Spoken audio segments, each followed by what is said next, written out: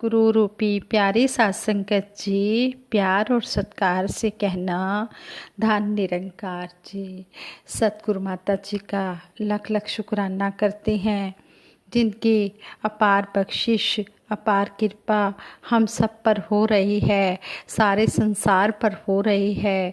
सतगुरु माता जी हमें एक सप्ताह में 3 बार वर्चुअल सत्संग में हमें इतने सुंदर सुंदर वचन सुनाकर, इतने हमें शिक्षाएं देकर हमारे जीवन को बदल रहे हैं। हम सतगुरु की हर बात को जीवन में अपनाते चले जाएं।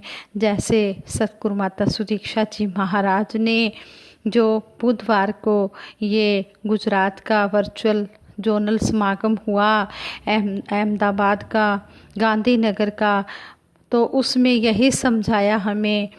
और भी कई जोन्स थी, उनमें हमें यही समझाया कि हमने दिखावे की भक्ति नहीं करनी है। ये नहीं कि अगर हम अकेले बैठकर सिमरन कर रहे हैं तो हमारा ध्यान नहीं जुड़ रहा, और अगर हमारे साथ 2-4 संत महात्मा बैठे हैं और सिमरन कर रहे हैं तो हम फिर सिमरन ऐसे करने लग जाएं कि जैसे हम तो बहुत बड़े ब्रह्मज्ञानी महात्मा हैं। हमने इस तरह दिखावे की भक्ति नहीं करनी, और सत्संग भी हमने इस तरह नहीं कि सत्संग में हम समय से जुड़ रहे हैं और समय पर ही हम जब समाप्ति हो रही है तब तक हम सत्संग सुन रहे हैं, लेकिन सत्संग में हमारा ध्यान नहीं लगा हुआ है। ये भी दिखावे की भक्ति है। हम ये ना दिखाएं कि हम तो बहुत बड़े संत महात्मा हैं, बहुत बड़े भगत हैं। नहीं, हमने सेवा, सिमरन और सत्संग जो है निष्काम भाव से करते चले जाना है, भक्ति दिखावे की नहीं करनी। फिर सतगुरु माता सुदीक्षा जी महाराज ने हमें स्पेक्स का भी एग्जाम्पल दिया कि जिस तरह किसी की नज़र कमज़ोर हो जाती है तो वो जब डॉक्टर के पास जाते हैं अपनी आई टेस्ट करवाने, वो मशीन के आगे बैठे होते हैं तो 1 आध मिनट में ही उनका नंबर भी पता चल जाता है कि कौन से नंबर की इनको स्पेक्स लगनी है, जो लेंसेज है कौन से नंबर के लगाए जाने हैं। तो कहते हैं उसमें देर नहीं लगती, जल्दी से लेंस का नंबर भी पता चल जाता है कि कौन सा नंबर लगना है। और उसके बाद जब फ्रेम देखते हैं तो फ्रेम में बहुत ज़्यादा टाइम लगा देते हैं। फ्रेम देखते हैं कि हमें ऐसा चूज करना है जो हमारे फेस पर बहुत अच्छा लगे, तो उसमें हम बहुत समय लगाते हैं।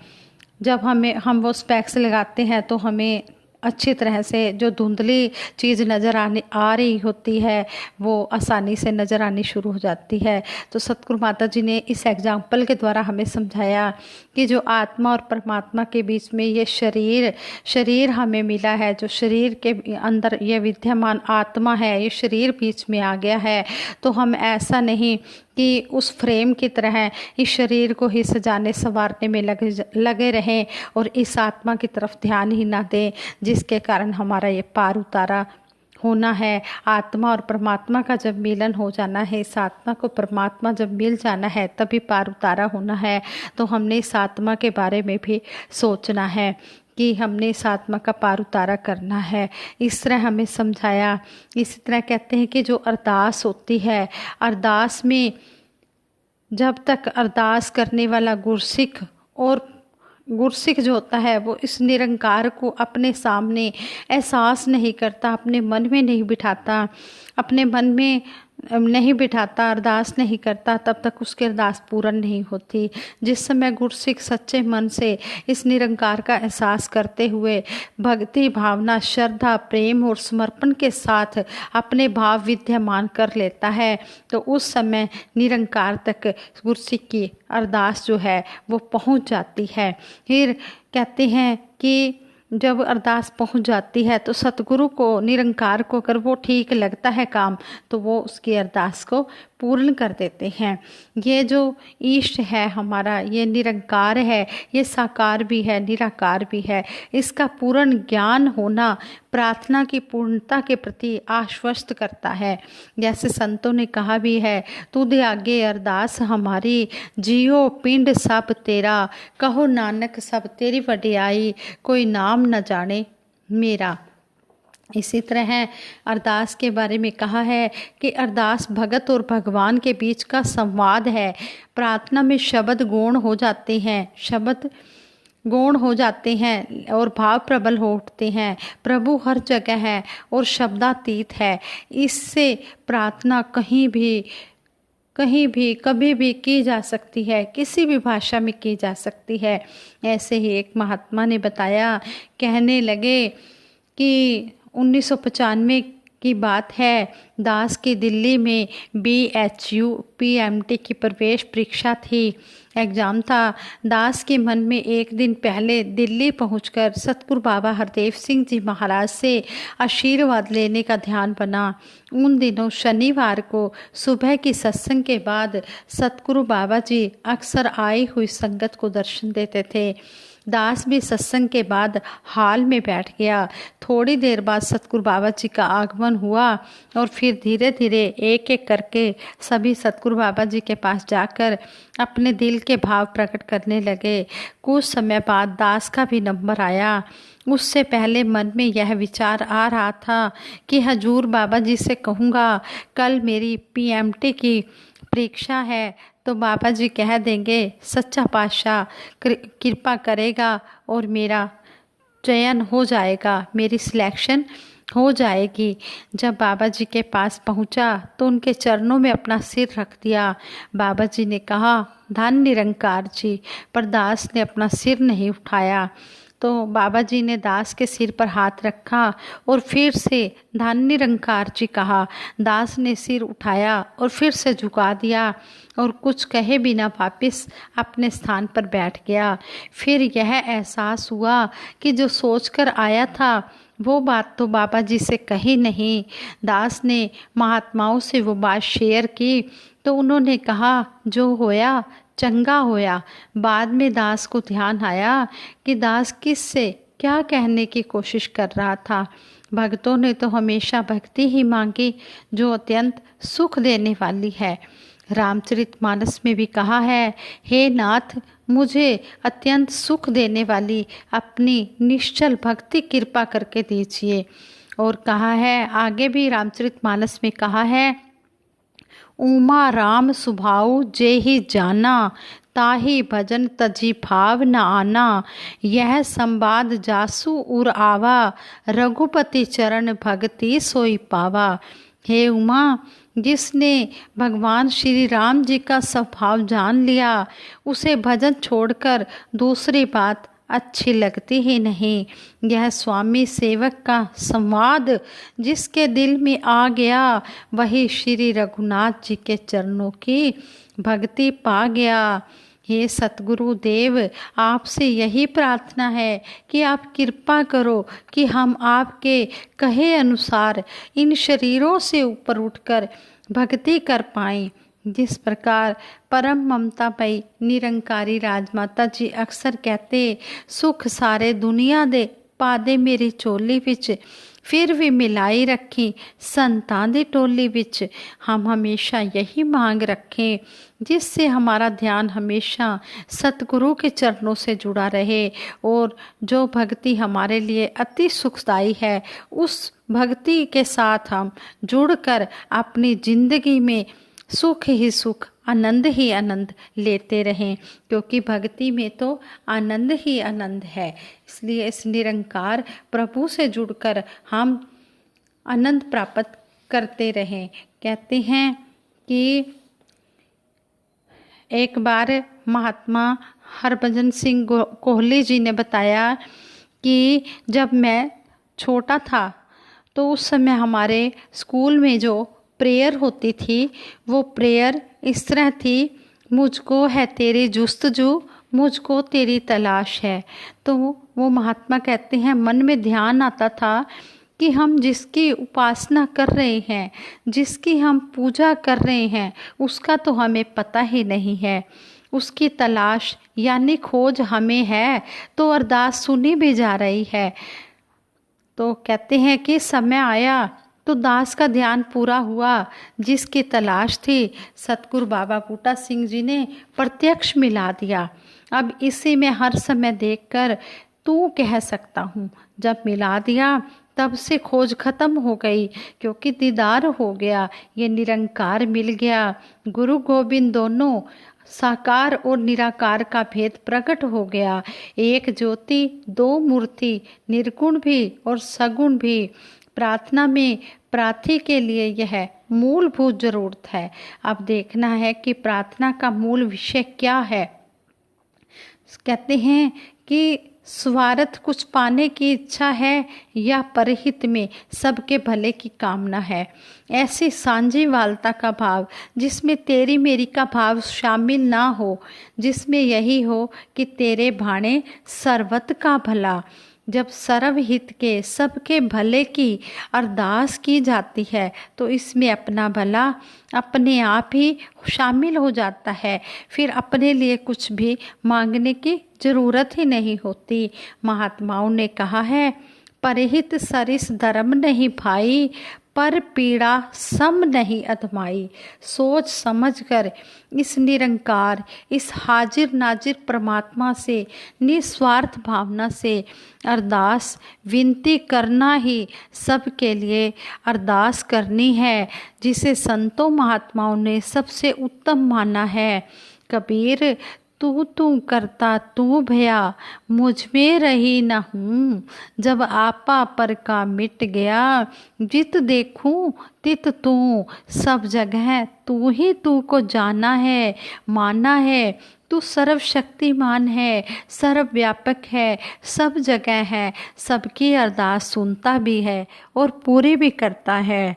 चोर, ठग, गुनाहगार भी अरदास करते हैं, परंतु उसमें उनका अपना स्वार्थ छिपा होता है। उसमें उनके मन में दूसरे का बुरा करने की बात होती है।